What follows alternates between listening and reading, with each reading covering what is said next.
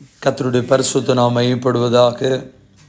10/10/2025 வெள்ளிக்கிழமை, புதிய நாள், புதிய கால வேளைக்காய் கர்த்தரை நன்றியோடு துதிக்கிறேன், ஸ்தோத்திரிக்கிறேன்.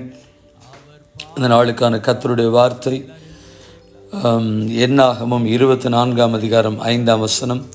யாக்கோபே உன் கூடாரங்களும் இஸ்ரவேலே உன் வாசஸ்தலங்களும் எவ்வளவு அழகானவைகள். கர்த்தருக்கு ஸ்தோத்திரம். How beautiful are your tents, O Jacob, your dwelling places, O Israel. தேவ பிள்ளைகளுடைய கூடாரங்களும் வாசஸ்தலங்களும் அழகானவைகள். ரட்சிக்கப்படாத, கர்த்தரை அறியாத மற்ற ஜனத்தினுடைய கூடாரங்களிலே கர்த்தருக்கு ஸ்தோத்திரம். ஒருவேளை பணம், வசதி, வாய்ப்புகள் எல்லாம் இருந்து தங்களை அலங்காரப்படுத்தி இருக்கலாம். மனிதனுடைய பார்வையில் அழகாய் காணப்படலாம்.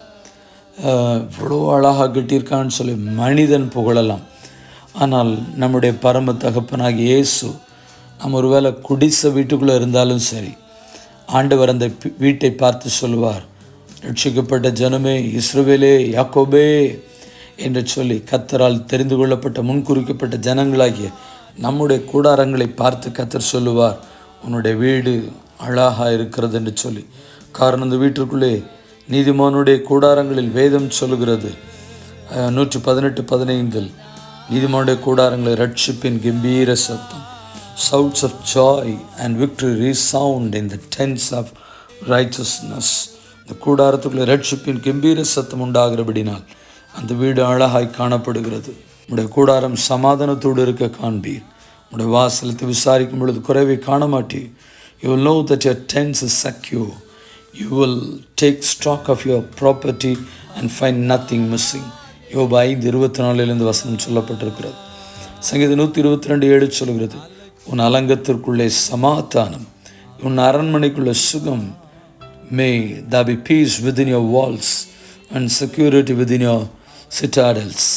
கர்த்தருடைய நாமம் மையப்படுவதாக. வீடு, கூடாரம், நம்முடைய இருப்பிடம், வாசஸ்தலம் அழகாய் கர்த்தர் காண்கிறார். நம்முடைய வீட்டில் ஒவ்வொரு நாளும் துதி, ஆராதனை, ஜெபங்கள் ஏறெடுக்கப்பட்டு முறுமுறுப்பு இல்லாமல், தர்க்கம் இல்லாமல், சண்டை இல்லாமல், சமாதானத்தோடு கூட நம்முடைய கூடாரம் இருக்குமேயானால் நம்முடைய வீட்டை குறித்தும் கர்த்தர் சொல்லுவார், உடைய வீடு அழகானவைகள் என் மகனே, உடைய வீடு அழகானவைகள் என் பிரியமே என்று ஆண்டவர் நம்மை பார்த்து சொல்லுவார்.